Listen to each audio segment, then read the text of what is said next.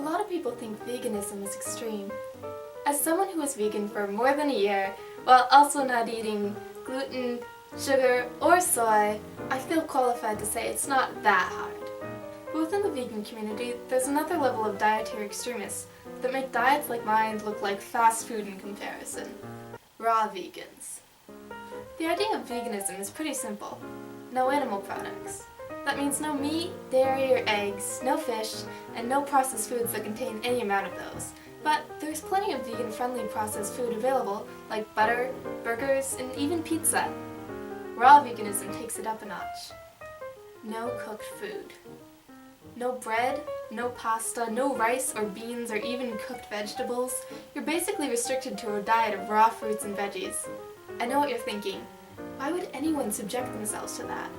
I went to the internet to find out.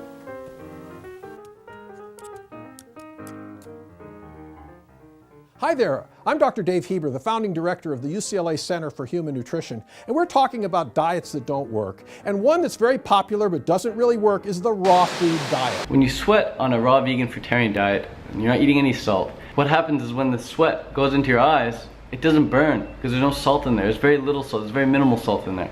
There's not excessive salt in it that's going to burn your eyes. So it's a lot easier now to work. Processed foods and junk foods all the time is extreme. I would much rather develop extremely good habits, wouldn't you? And if you're eating a raw vegan fruitarian diet, chances are you're going to be eating food that just is really soft and slippery.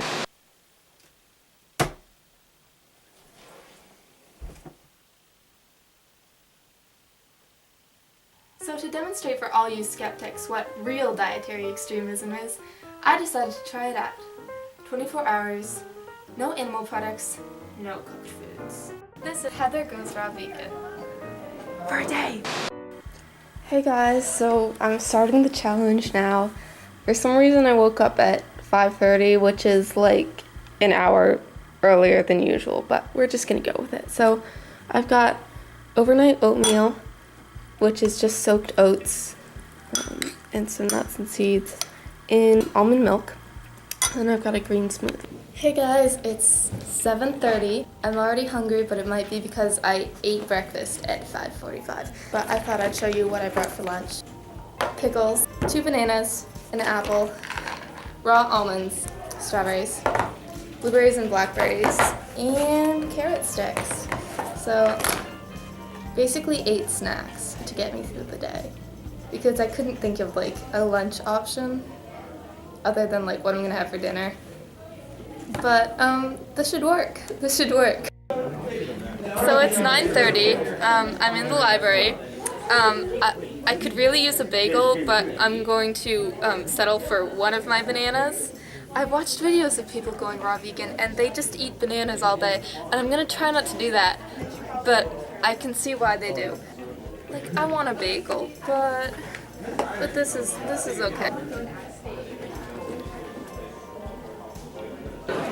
It's 11:20, which means it's lunchtime. My food stash has been depleted to an apple, a banana, a lot of empty containers, and some carrots. My problem is that I hate fruit, so this was not really the best thought out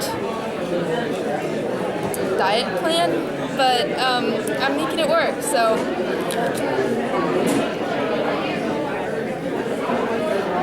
Yeah. So I still have my banana and carrots that I didn't eat. So I'm going to have those for snack with a glass of almond milk, unsweetened, and some peanut butter, which I think is raw vegan, and if it's not, I don't really care. For dinner, I went to Whole Foods, holy grail of alternative dieters, and home of endless temptations. I'm not gonna lie, I got really close to giving up on the challenge for some stir-fried mushrooms and a cookie, but I stayed strong and got salad with raw purple cauliflower instead. I ate that and an ungodly amount of cherries, and suddenly I was done. A whole day without cooked food or animal products. So, what did I learn from this? Even if something you want to do seems insanely hard, it's probably possible. I guarantee you're capable of a lot more than you give yourself credit for. And once you jump into something you want to do, it's not really as bad as it seems. In fact, I kept bringing fruit for lunch the rest of the week, although I also had spaghetti for dinner. Balance is good. I acknowledge that I come from a place of privilege, and that not everyone is able to afford this much fresh produce.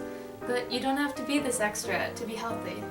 Many of the most affordable foods to buy, like rice, beans, and potatoes, are vegan, and canned vegetables or frozen veggies are easy and cheap any time of the year.